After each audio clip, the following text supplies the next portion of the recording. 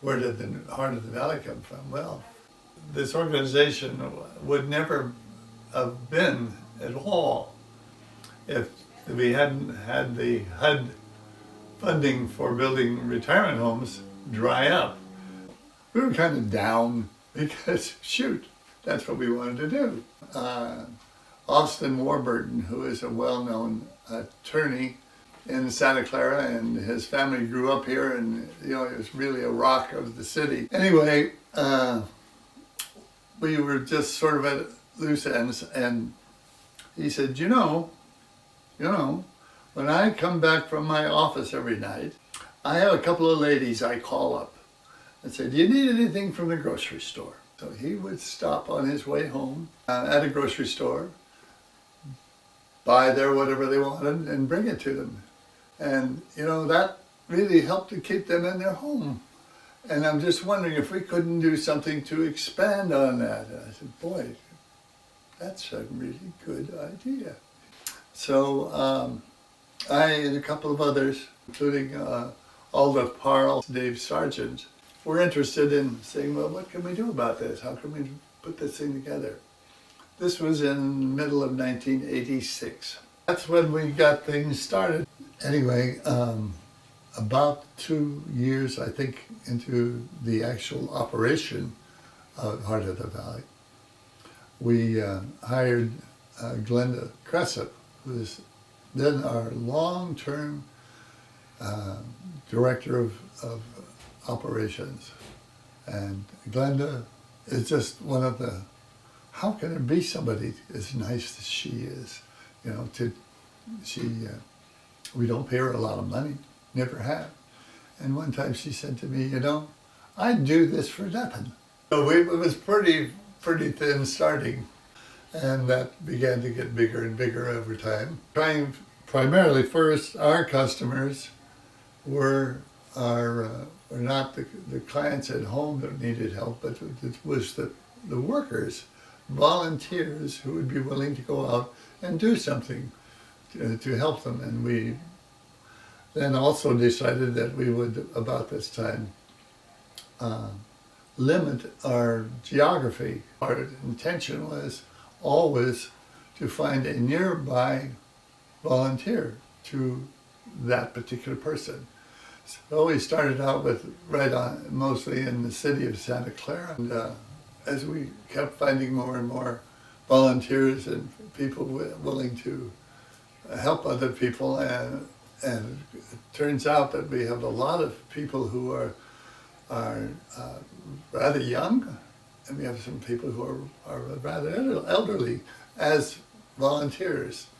Young people saying, well, this ought to do something for my community, which was lovely. And so they could do this and fit it in with their time schedule with going, say, to school or something, and yet be able to help us. And then they had people who were retired who had time on their hands and said, well, I got to do something.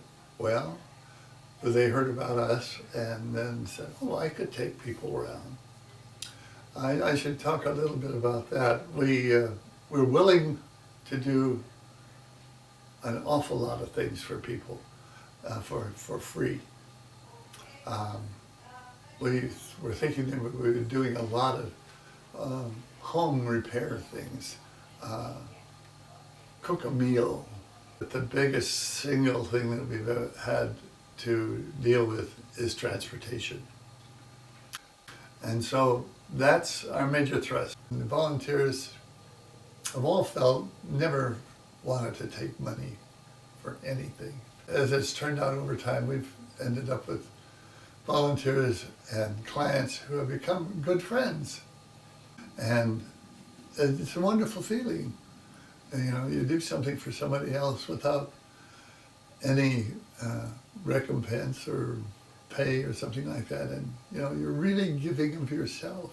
Most people are very, very appreciative of the service provided by Heart of the Valley.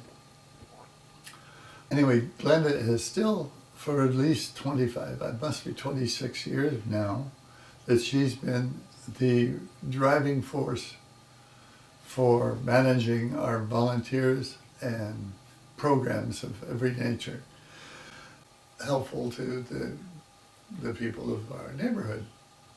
So that's really where it came from.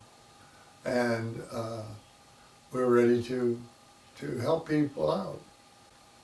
And that's been basically the best way we've ever operated, is word of mouth. That's, I see somebody picked you up and took you to the doctor. How much did that cost you? And we still from time to time have people say, well, okay, well, if I bring you, what's this going to cost me? And the answer is nothing. And it's hard for people to accept, but it's true. And so that's some of the best advertising we can do. And we've always had Glenda interview everyone, whoever said they were interested in perhaps being a volunteer for Heart of the Valley.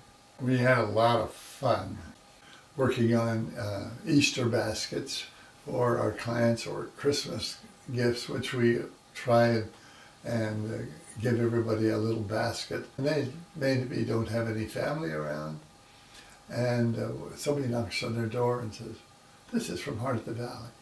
And you can imagine that brings tears to people's eyes from time to time. My message is the same as it's been throughout the whole life of this thing, is to ensure that the work we do is worthwhile, that the people who are doing it, they feel that they've accomplished something. You know, we're dealing one-on-one with people. We don't want to be all great big facility, and because we know that was removing us from our objective, which is helping our neighbors. I think a big way we raise money is from people like Glenda going out and talking to organizations, and then to people who we've helped.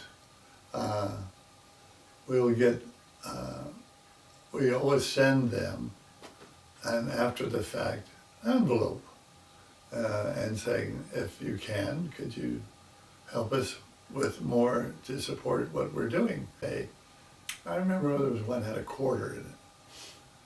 And then, and you knew that was a big deal for that person. So, it's never been a thing that we were looking to try and find well-to-do people to take care of. No, we're looking for neighbors, whatever the condition is. So soup to nuts, depending upon your capability and your interest.